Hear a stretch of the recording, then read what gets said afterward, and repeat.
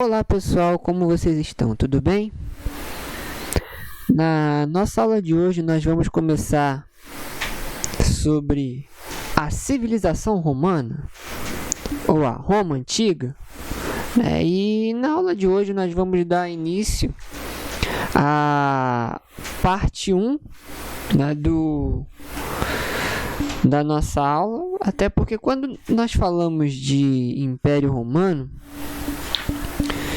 nós estamos falando de um período de quase 1.200 anos de história. Então, a Roma Antiga, ela é cercada de várias coisas na nossa imaginação, né? Nós pensamos nos imperadores, nos gladiadores, mas nem sempre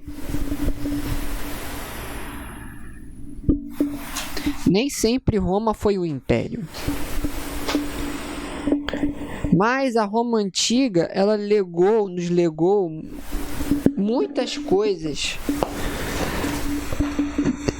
que atingem a nossa vida nos dias de hoje. Por exemplo, vocês devem ter ouvido falar na expressão que diz que todos os caminhos levam a Roma, ou quem tem boca vai a Roma. E a cidade de Roma foi o centro de um grande império que ocupou Europa, Ásia, né, a região ali do Oriente Médio, e a África, norte da África, melhor dizendo. E o Império Romano ele era irrigado, digamos assim, por várias estradas, né, que ligavam a vários lugares, vários locais, né? Então, por essa razão, é uma rede de estradas muito sofisticada comparada às outras civilizações da época, e com elas você conseguia percorrer todo o império. Então, Roma ela também nos legou um legado das comunicações, né, mas também da arquitetura, o direito romano, a cultura, né? Tantas coisas que nós poderíamos citar que nos foi deixada pela civilização romana. Então, por onde nós começamos quando falamos de Roma? Pelo começo. A civilização romana, o Império Romano, ele pode ser dividido em pelo menos 3 fases. Temos aqui a fase da monarquia, que vai durar por volta de 753 a.C. até o ano de 509, né, quando a monarquia cai. A república, período republicano, né, que vai durar de 509 a.C. até 27 a.C. E é esse período em que começa de fato a expansão romana, né? Período da República. E o Império que vai de 27 a.C. até 476. Lembrando que temos aqui o Alto Império, né? Que vai do século I a.C. até mais ou menos o período do século II depois de Cristo, é um período de 3 séculos mais ou menos. E logo em seguida temos o Baixo Império, que vai do século III ao V a.C. Depois de Cristo, melhor dizendo, né? Que é a fase do Baixo Império.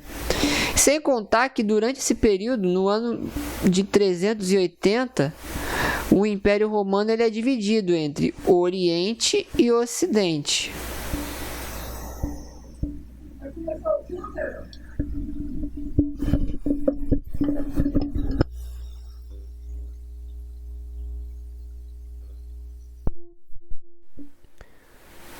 E Ocidente, certo? O Império Romano do Ocidente, ele vai cair de fato em 476 d.C.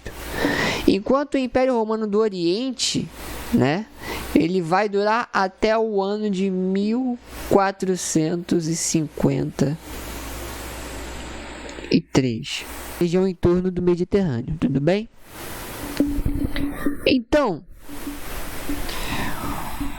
para a gente entender Roma Antiga, a gente tem que entender também que a fundação de Roma, ela está envolvida diretamente com o povo etrusco, que era um povo que ele tinha, digamos, uma certa aparência, né?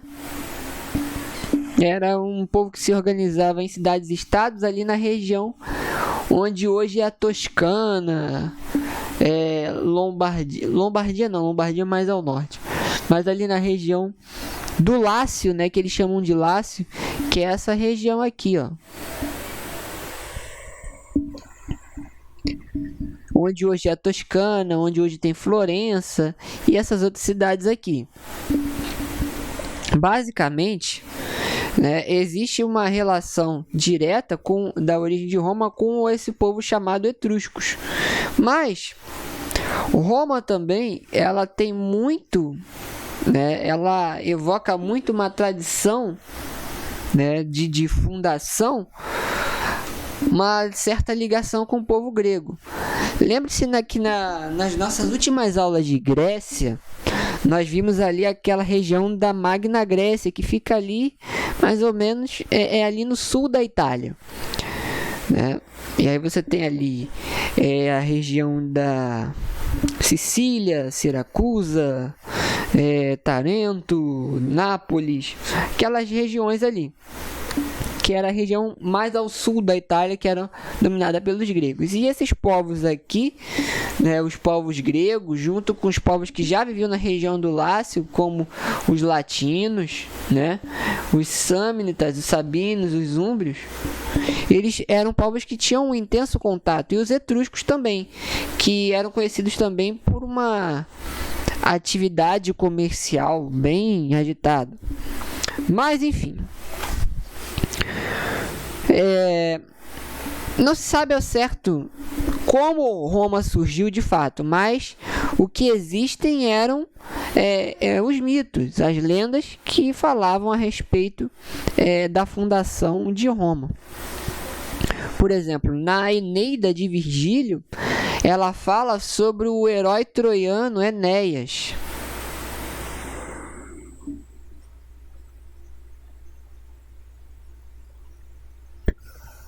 Enéas. Como assim, professor? Bom, segundo a Eneida, Enéas era um herói troiano que logo após a derrota dos troianos frente aos gregos, né, frente aos aqueus, liderados por Aquiles, Ulisses e Agamenon, Troia foi posta em chamas e Enéas ele consegue fugir. E quando ele foge para essa região do Lácio, para a Itália. E com essa fuga, ele funda a cidade chamada Alba Longa e estabelece uma dinastia ali, né? Um desses reis se chamava Numitor, né? Que era conhecido, né, segundo a lenda, como um rei justo, um rei clemente, um rei piedoso, porém, vítima da ganância de seus próprios parentes, né? O seu irmão, Amúlio, ele destrona Numitor e assume o poder. E ele coloca Numitor na cadeia. E o que vai acontecer? Ele vai perseguir todos os parentes e os descendentes de Numitor, inclusive sua filha. De acordo com a lenda,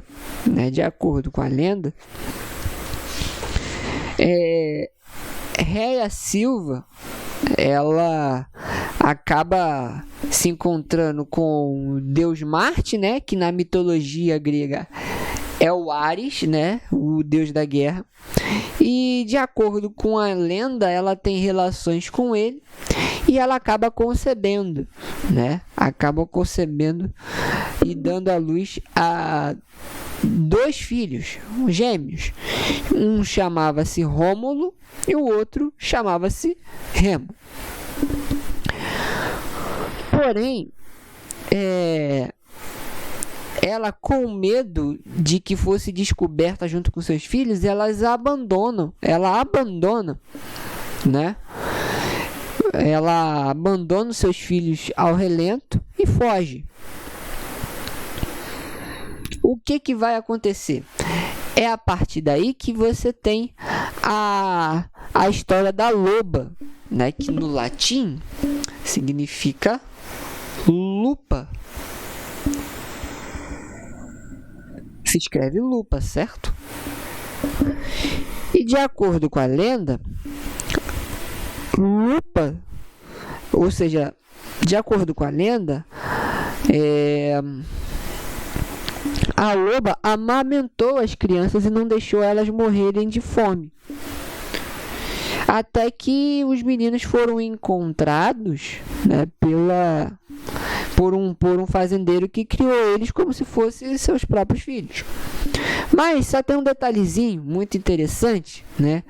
Curiosidade do tio Heron. Porque lupa no latim também pode ser entendido por quê? Por prostituta. Aí, só para vocês terem um pensamento um pouquinho mais crítico. Será que essa lupa era realmente uma loba ou, na verdade, era uma prostituta e eles quiseram colocar, digamos, um verniz um pouco mais romantizado, né, do sustento do Rômulo e Remo? Essa é uma boa pergunta.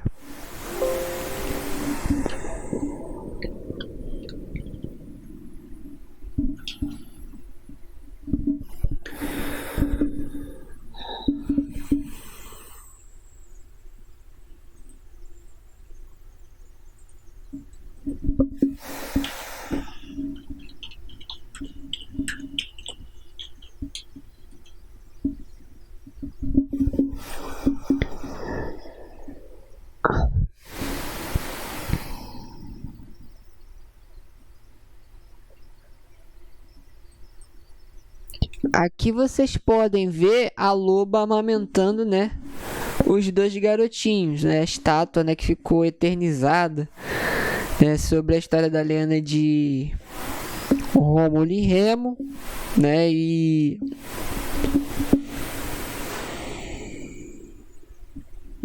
também como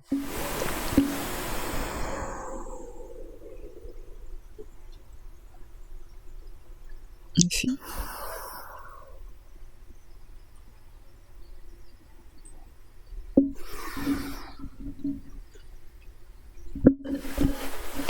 Muito bem, continuando nossa historinha aqui sobre o mito de fundação de Roma. Rômulo e Remo, né, eles cresceram e assim que eles souberam da sua origem nobre, eles voltaram para Alba Longa. E apoiado por simpatizantes, eles destronaram Amulho e recolocaram o seu avô Numitor no poder. E ajudados por Numitor, né, eles fundaram uma pequena vila, uma colônia da cidade de Alba Longa, no qual foi batizada com o nome de Roma. E Rômulo e Remo se tornaram os reis dessa cidade. Porém, de acordo com o mito dessa cidade, Rômulo e Remo, depois de fundarem Roma, eles começaram a disputar o poder entre os dois. E acabou que Rômulo assassinou Remo e se tornou o único rei da cidade de Roma, né? Ou o primeiro rei da história da cidade de Roma. Então, né, assim nasceu a cidade de Roma, de acordo com a lenda, tá, gente?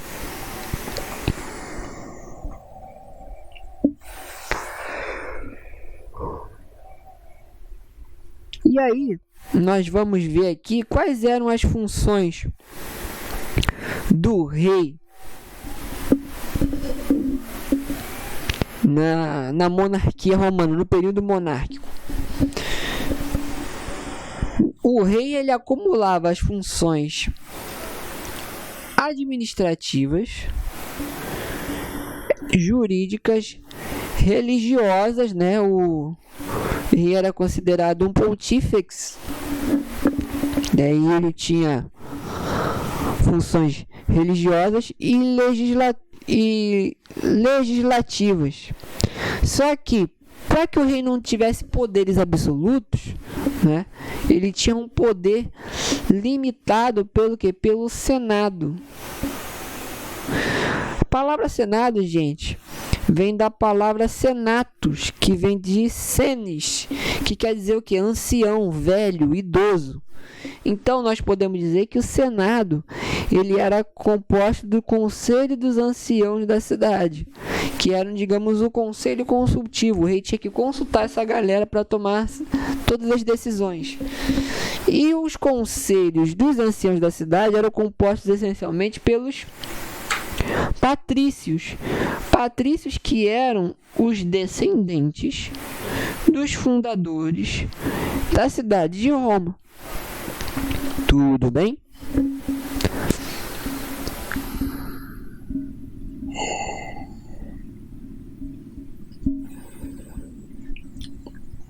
Aí vocês vão perceber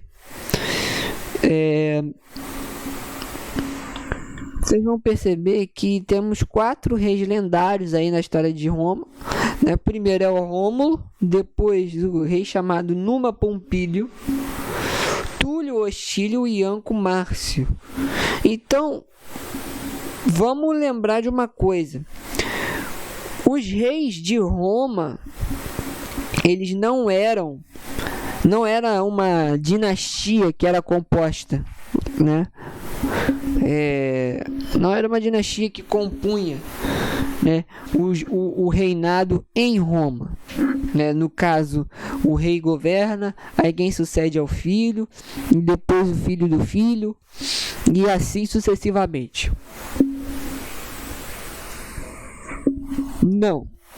Não era assim que funcionava em Roma. Em Roma funcionava da seguinte maneira: era o Senado que escolhia quem iria reinar. Só começou a se estabelecer uma dinastia na cidade quando os etruscos passaram a dominar a região do Lácio, que aí os reis eles eram etruscos, né?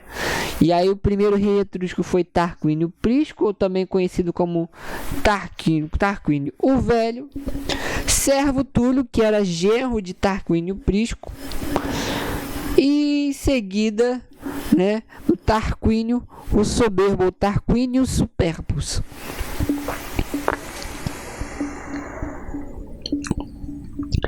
Os 3 eram parte da dinastia etrusca que dominou a cidade durante o período de quase 100 anos, né? A grande questão que se envolvia aqui era basicamente o seguinte, né? Os etruscos, quando eles dominaram, eles começaram a estabelecer uma dinastia, coisa que batia de frente com os interesses do Senado. Por quê, minha gente? Os interesses do Senado eram os interesses de uma aristocracia, de uma oligarquia, né?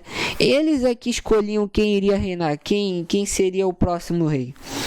E os etruscos, eles quebraram essa tradição, essa forma de escolher os líderes. Tanto que, quando chegou no ano 509, aproveitando então que Roma estava enfraquecida por causa do expansionismo etrusco, né, e também Roma aproveitando para expandir seus territórios, eles conseguem, né, o Senado ele derruba a monarquia e o próprio Senado assume o poder, tornando Roma uma república. E aí temos um outro mito de como é que a República Romana foi criada, que é o mito de Lucrécia. O mito de Lucrécia.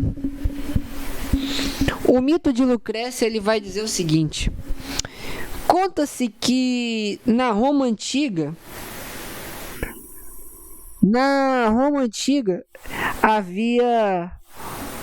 reinava, né, o rei Tarquínio Soberbo. Tarquínio Soberbo, ele tinha um filho chamado Sexto Tarquínio, que, de acordo com a sucessão com domínio etrusco, né, seria o provável herdeiro do trono de Roma. Porém, esse Sexto Tarquínio, ele tinha um amigo, né, um grande amigo chamado Colatino. E os dois, eles iam para a batalha juntos, serviam ao reino juntos, eram guerreiros, né, também eram guerreiros, convívio da vida aristocrática. Certo dia, Colatino, ele oferece uma festa, né, para os seus amigos, né, para os patrícios da cidade, e convida também Sexto Tarquínio. E aí, os homens ali que estavam naquela festa começaram a falar, discutir, né? Que estava todo mundo dançando, as mulheres dançando, né? Os homens se bebedando, etc. Então, eles começam a discutir entre eles o que faria, ou melhor, qual era a mulher mais virtuosa de Roma, visto que as mulheres que estavam ali na festa não se comportavam como verdadeiras damas. Ali estavam alguns aristocratas, entre eles o Colatino e o Sexto Tarquínio. E aí, né, o Colatino fez uma grande propaganda da mulher dele e tal. Fala assim: não, a minha mulher é virtuosa, quando todos estão aqui, a minha mulher está costurando, está fazendo isso, aquilo. E aí, Sexto Tarquínio, ele vislumbrou, né, a mulher do Colatino. E aí, né, ele ficou hospedado na casa de Colatino. E o que vai acontecer? É típico de história de João Kleber e coisa parecida. Colatino, ou melhor, Sexto Tarquínio, ele entra sorrateiramente no quarto de Lucrécia. Lucrécia acorda assustada, o que está acontecendo? E aí, pimba! E o Sexto Tarquínio, ele acaba violentando Lucrécia. Lucrécia, ela acaba sendo vítima de estupro. E basicamente, passado o acontecimento, né, quando os convidados foram embora, Sexto Tarquínio foi embora, Lucrécia, ela acabou contando para o seu marido o que aconteceu.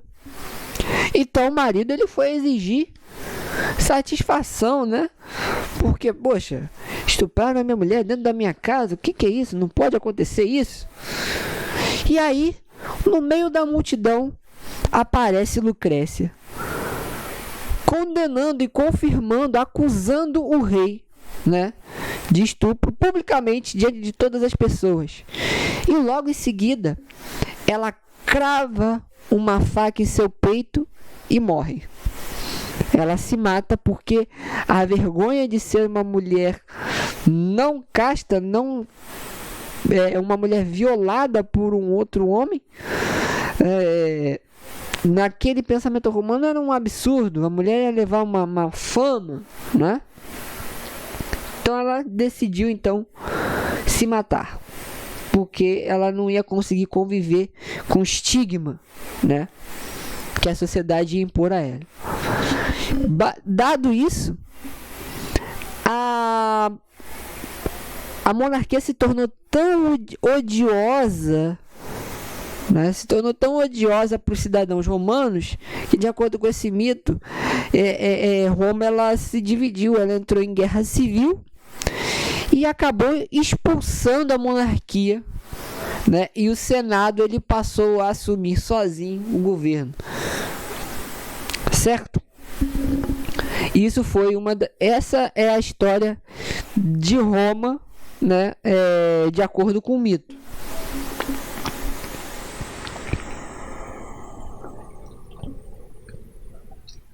Tudo bem até aí, gente? Esse é o mito de Lucrécia.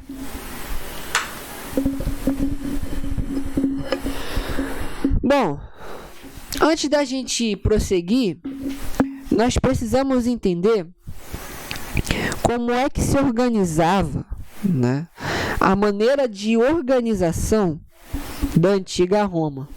Como é que os romanos eles conseguiam se organizar.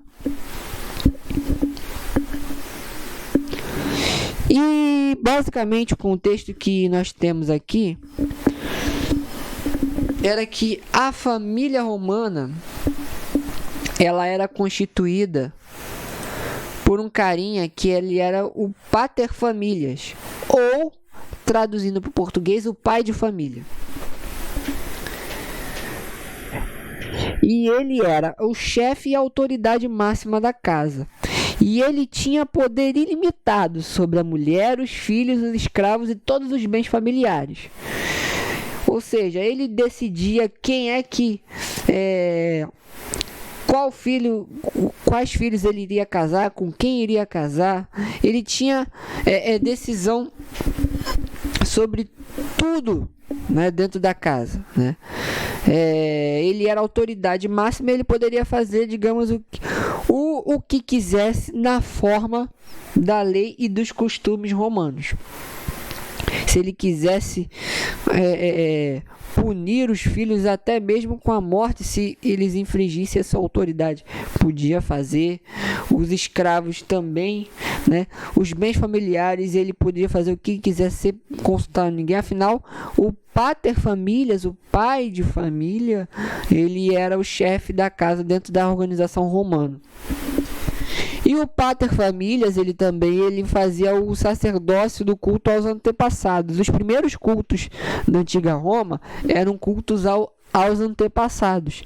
Depois, com o passar do tempo, né, com um intenso contato ali com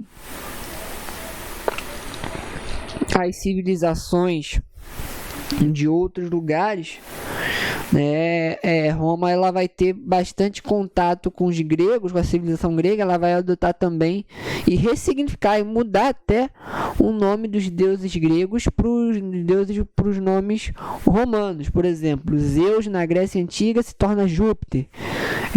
Minerva para os romanos é a deusa Atena, deusa da sabedoria. Ares, que é o deus da guerra para os gregos, se torna Marte, e por aí vai.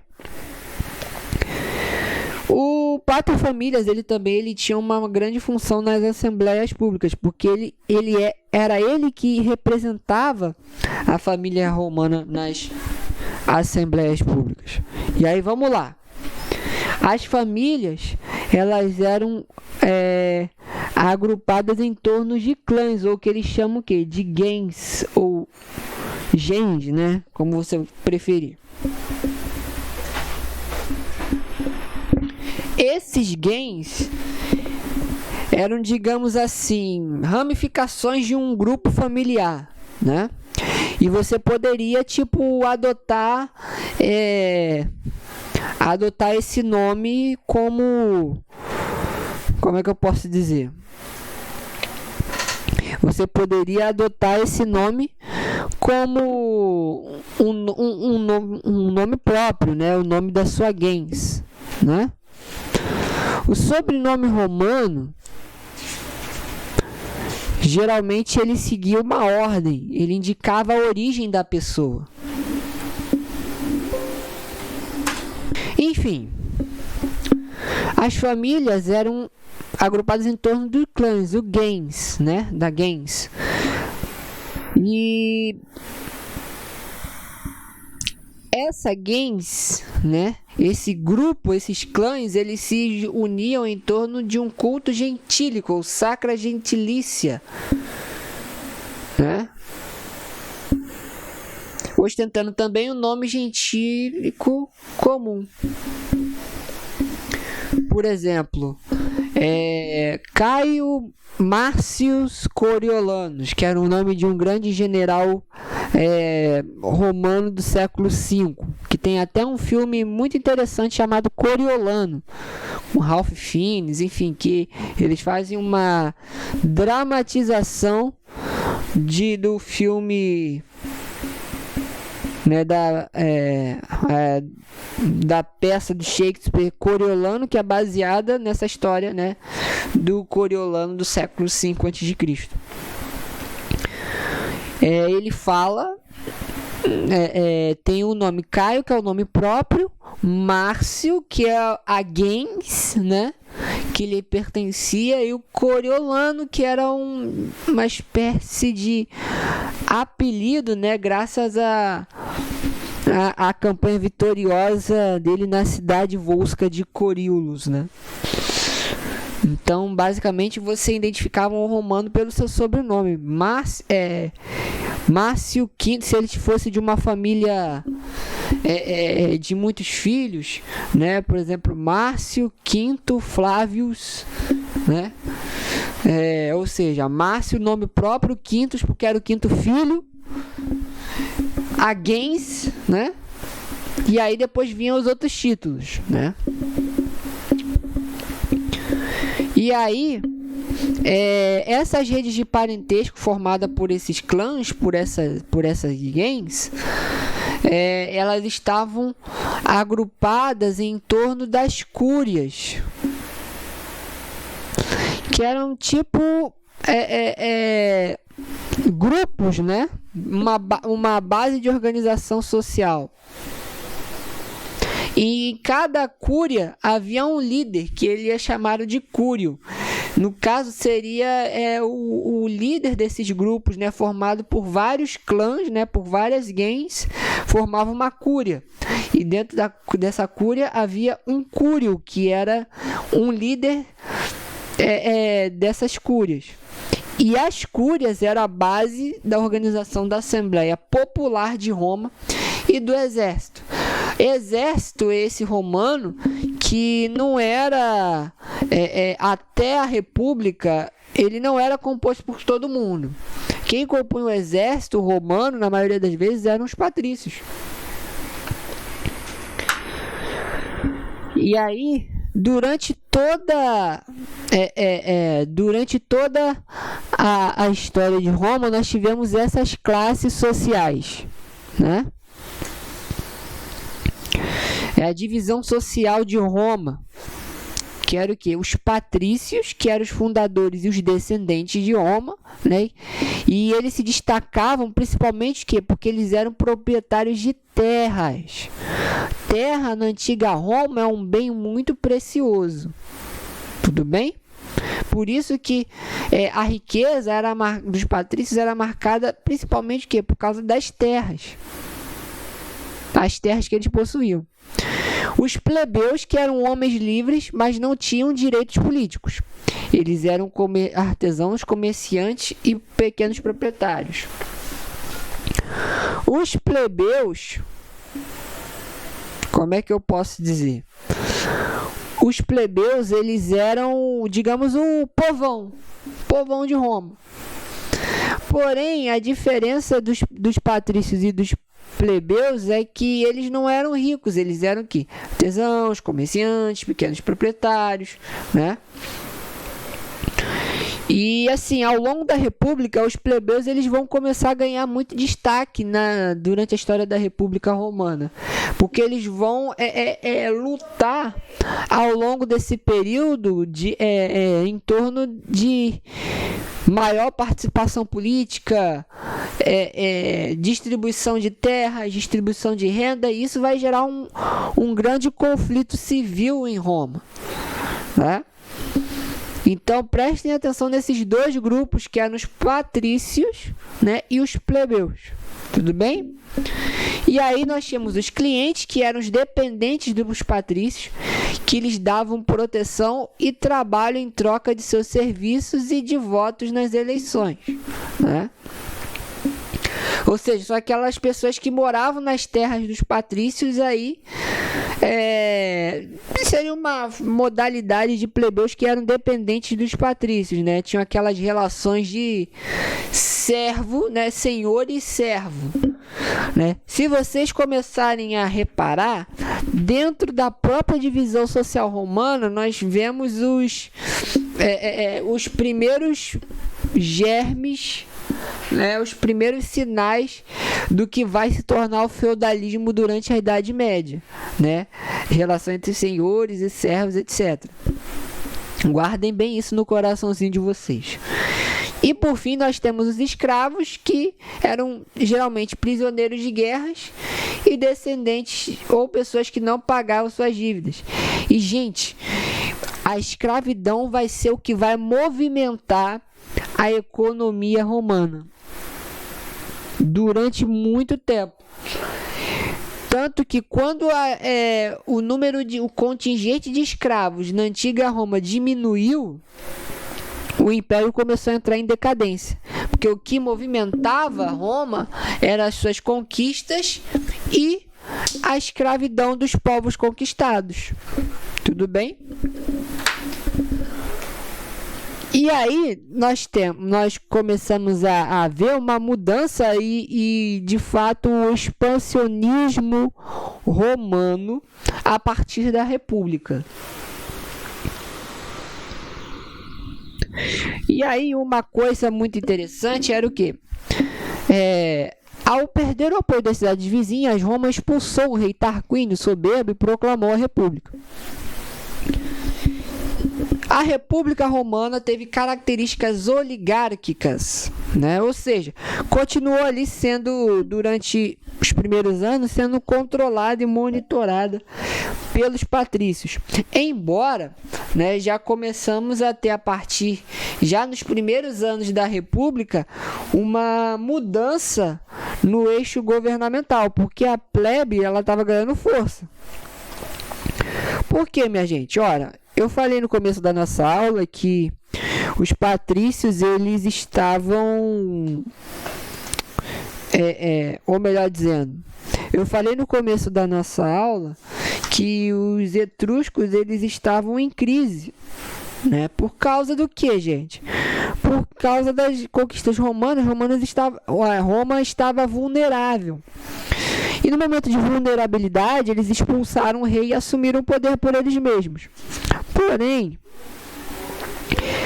uma coisa muito interessante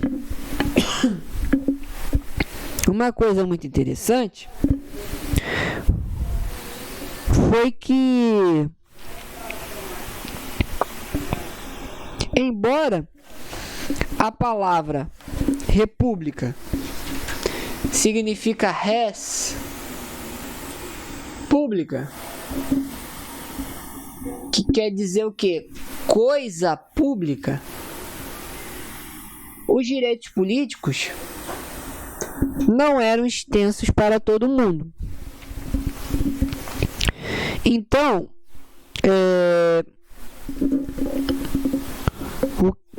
você percebe que a reivindicação de direitos políticos da plebe, ela vai começar a partir do momento em que eles começaram a serem recrutados para o exército. E eles vão se tornar a base militar do exército romano, já que, devido às guerras, né, ali que Roma enfrentava, se continuasse nesse ritmo, em pouco tempo não haveria mais soldados para lutar. Então, os plebeus serviram como fonte de obra, como mão de obra para a manutenção do exército. E o interessante também é que a classe militar, ao longo de toda a história de Roma, ela vai ser muito importante, principalmente nas questões de instabilidade política. Porque os soldados, os plebeus, eles vão encontrar na carreira militar uma forma também de ascender socialmente, de subir socialmente, de melhorar de vida. Tudo bem?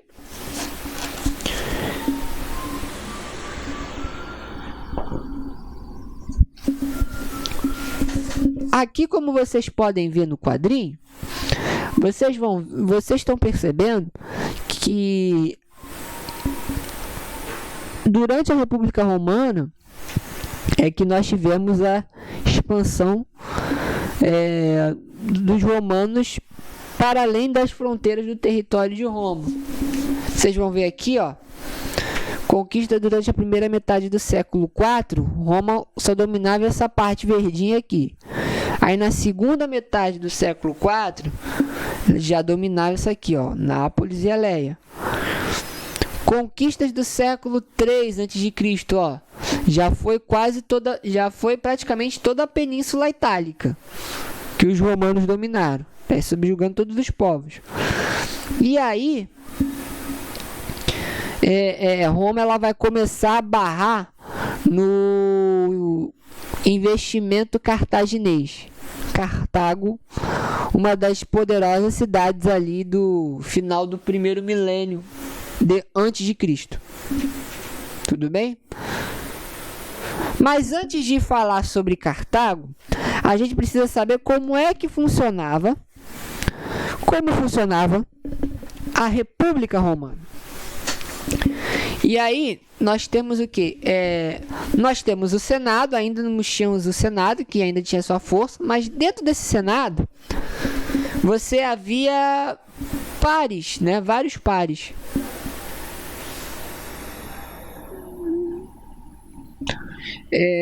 Dentro do Senado havia eleições, né?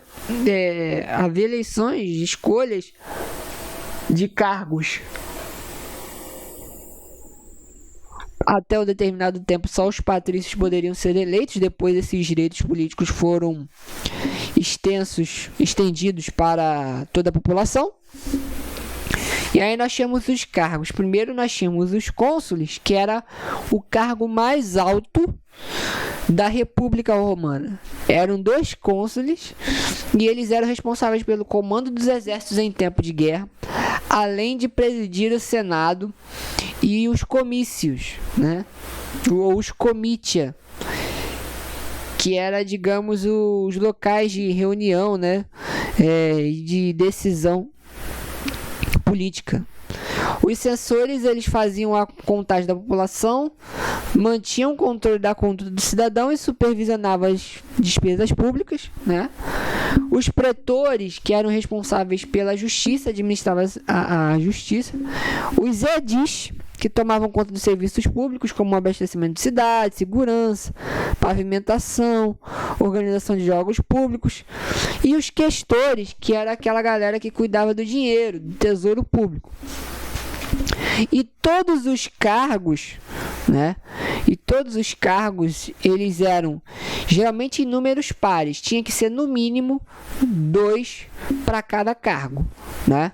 Claro que em tempos de crise, a República Romana, ela nomeava o quê? Um ditador. Já ouviram falar nessa expressão? Sim. O Senado, ele proclamava em tempos de crise um ditador com poder de 6 meses. Ele tinha um poder, plenos poderes absolutos de 6 meses. Para o quê? Para sanar a crise que houvesse na Roma Antiga. E olha, a República Romana teve bastante crise. E um outro aspecto interessante também é que na República Romana você tinha que fazer um cursus honorum. Professor, o que é isso? O cursus honorum era um plano de carreira. Como assim? Por exemplo, se a pessoa quisesse ser cônsules, ela tinha que basicamente ter preenchido todos esses outros 5 cargos como se fosse uma escadinha, até chegar, né, ao cargo de cônsules. Para ele ser cônsules, ele tinha que ter pelo menos percorrido 1 ou 2 anos em cada função dessa. para ele poder ser eleito cônsules. Por quê? Porque na visão dos romanos só poderia governar a cidade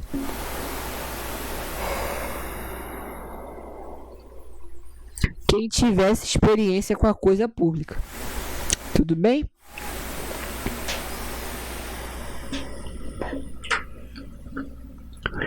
Um outro cargo muito interessante era o tribuno da plebe, ou os tribunos da plebe.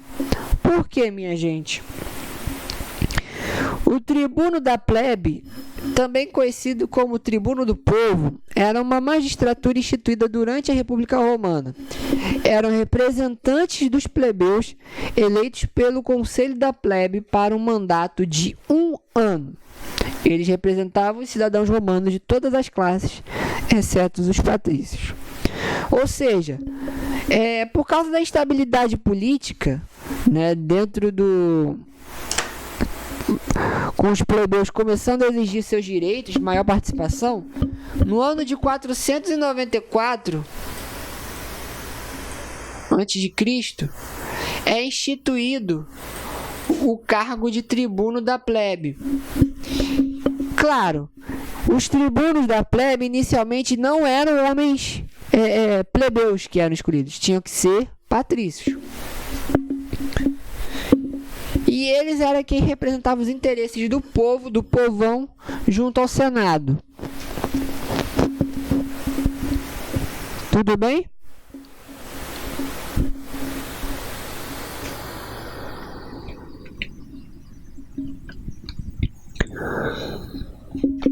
E aí, o número que anteriormente era 2, depois, a partir de 547 a.C., foi aumentado para 10 tribunos, né? E aí eles tinham poder para convocar reuniões do Senado e enviar aos senadores a reivindicação dos plebeus. Eles representavam os plebeus, né, na coisa pública, tudo bem?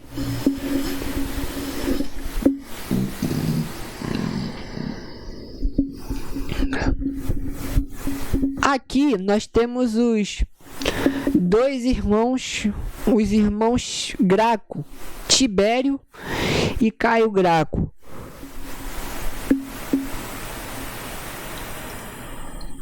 Os dois irmãos que vão ter muita importância, um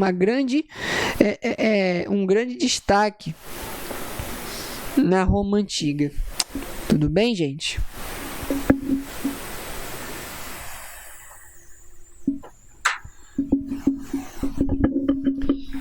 E aí nós estávamos falando sobre os direitos da plebe, os direitos dos plebeus. E aí nós temos algumas leis, né, onde a plebe ela conquista vários direitos, né, ao longo dos anos. A primeira grande lei em favor dos plebeus eram as leis das 12 tábuas, que eram as leis que já haviam em Roma, só que antes elas eram orais, eram oralizadas. Então, qual era o problema da lei ser oral? Ora, se eu sou um patrício, eu posso muito bem manipular a lenda ou a tradição dos antigos, ou o que eles chamam de mos maiorum, que era o costume dos antigos, e distorcer isso ao meu favor. Então, a lei das 12 tábuas, ela veio para prevenir mais o abuso dos patrícios com relação à plebe. Porém, as 12 tábuas, elas não interferiam na vida familiar e particular do sujeito. Ela não anulava o poder do pater familias.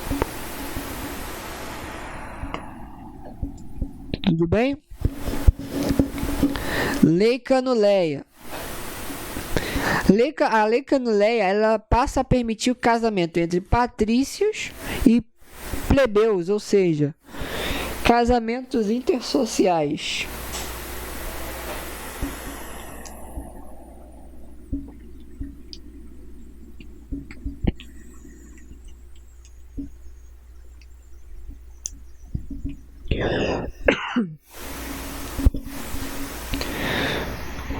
Leis Licínias de 367 a.C. Aí a coisa começa a mudar de figura. Por quê? Porque agora, a partir das leis licínias, os plebeus eles poderiam acessar cargos políticos, inclusive o direito a ocupar o consulado.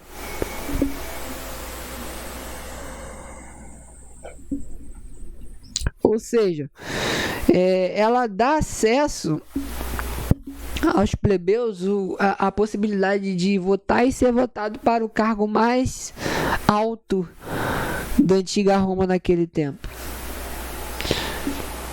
A Lei Poetélia Papira, que ela acaba com a escravidão por dívidas, que era algo muito comum na antiga Roma. E a Lei Hortência, onde os plebiscitos, né, que eram as votações feitas pela plebe, eram nivelados, eles se tornavam lei obrigatória para todo o Império Romano.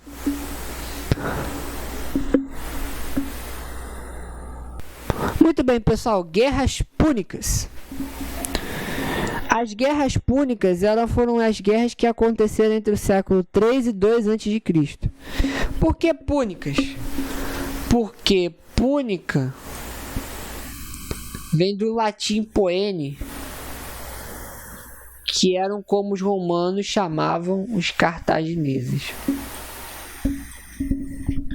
Gente, uma história muito interessante da cidade de Cartago foi que Cartago era uma cidade fenícia, né?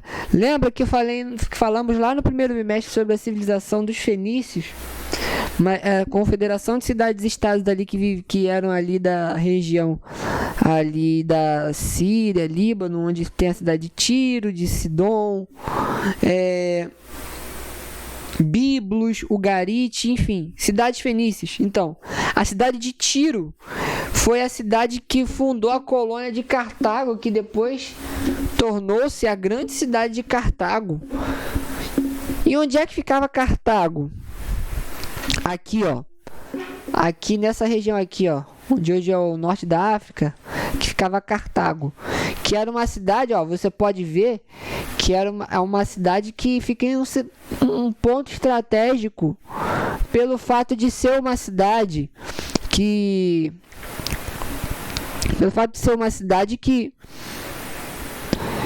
fica ali, né, bem no meio do Mediterrâneo, e por ter vários contatos comerciais aqui, ó, de diversas partes do Mediterrâneo.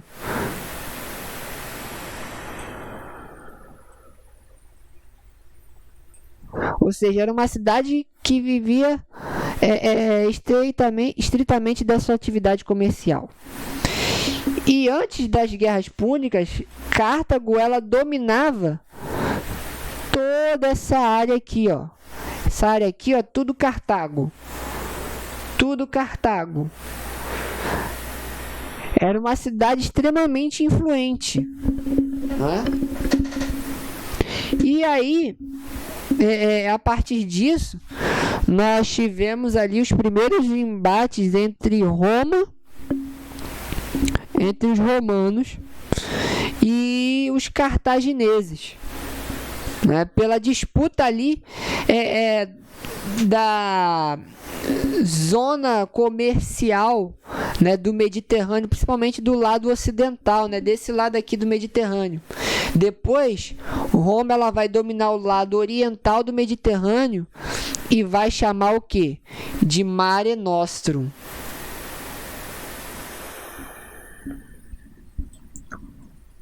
Mare Nostrum, que no português quer dizer o quê? Nosso mar. E Roma, ela vai estabelecer, à medida que ela vai conquistando vários lugares em torno ali do Mediterrâneo, ela vai ganhando também muito com o comércio, com as trocas comerciais ali, né, feitas ali no Mediterrâneo também. Tudo bem até aí, gente? Muito bem. Vamos voltando aqui as guerras púnicas.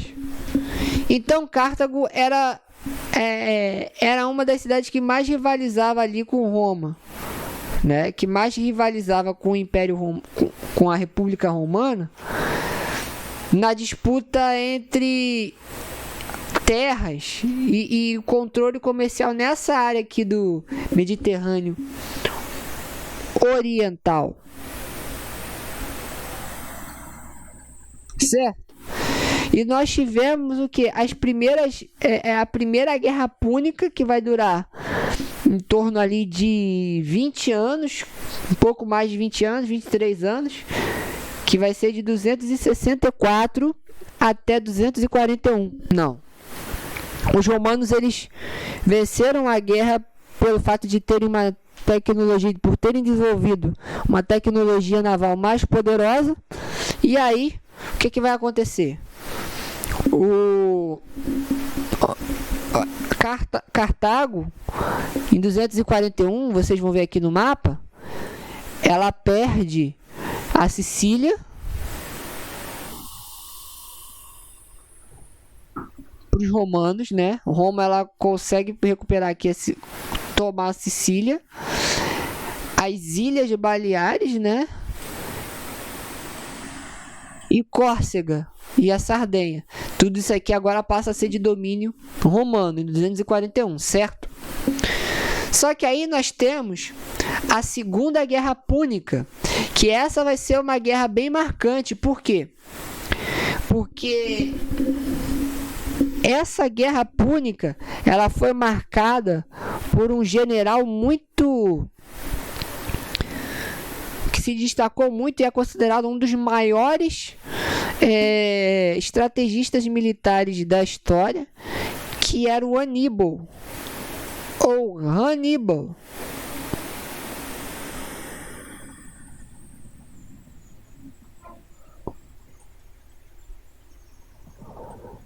Aí vocês devem estar lembrando daquele filme de terror, né? Hannibal, né? Bom, o nome do Hannibal era Aníbal. Aníbal, se vocês observarem bem, né? Vai lembrar muito de uma divindade, o nome de uma divindade fenícia, que era quem? Baal. Certo? Só a critério de curiosidade. E Aníbal, né? Que ele foi um dos grandes generais que ele entendeu logo que ele não conseguiria vencer Roma pelo mar. Então a ideia dele era atacar por terra, atacar Roma por terra, e assim ele conseguir tomar Roma, né? Conseguir aliados ao longo da sua marcha em direção a Roma, para que ele conseguisse definitivamente derrotar, né, a cidade de Roma. Vocês vão ver aqui, ó, tanto a rota de Aníbal como a de Asdrúbal, né? Que era também o seu leal companheiro.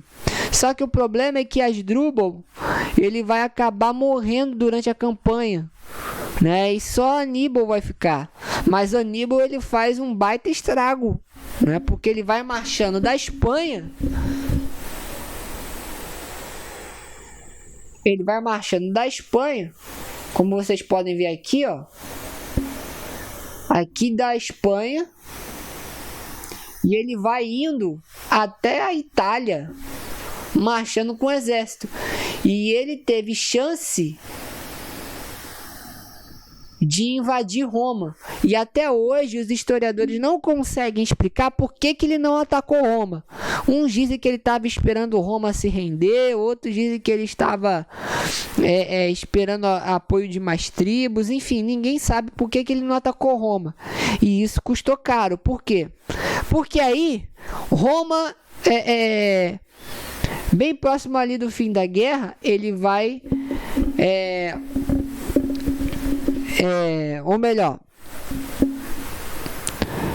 Aníbal, ele vai se manter em Roma, mesmo ele vai se manter na Itália, durante 15 anos, né, na campanha ali na Itália, com poucos reforços vindo de Cartago, dando um trabalho para os romanos. Porém,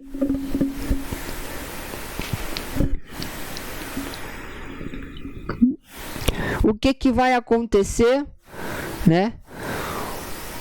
Com a demora de Aníbal para atacar, com medo de morrer nas muralhas de Roma,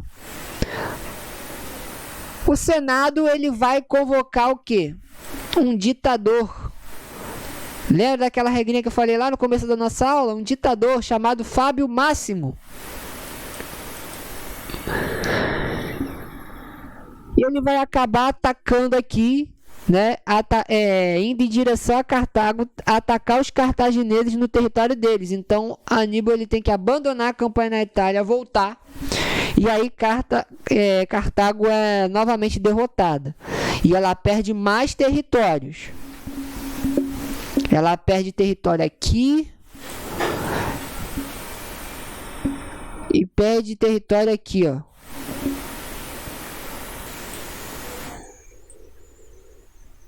E o Império Romano vai crescendo, a República Romana vai crescendo.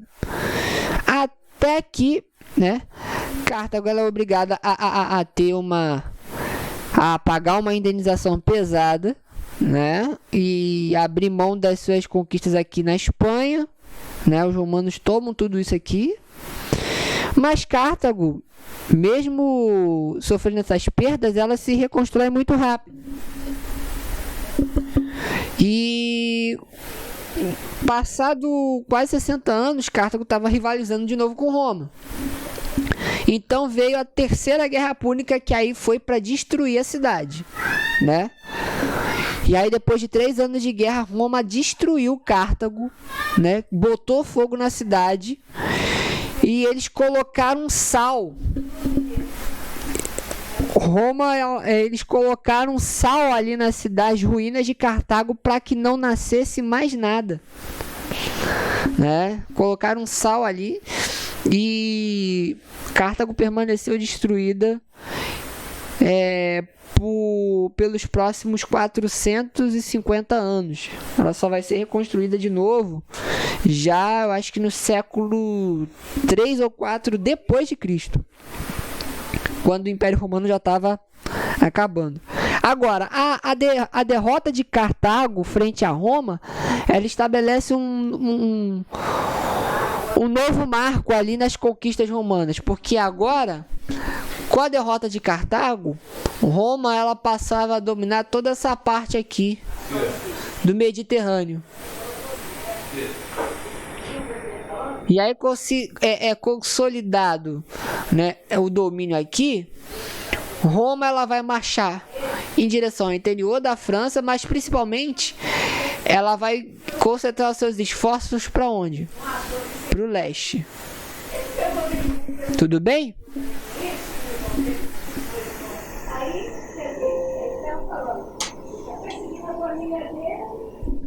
Pessoal, nós ainda temos que falar sobre o expansionismo e a crise da República, né? Os generais no poder, a revolta de Espartaco, Júlio César, os triunviratos e Otávio Augusto.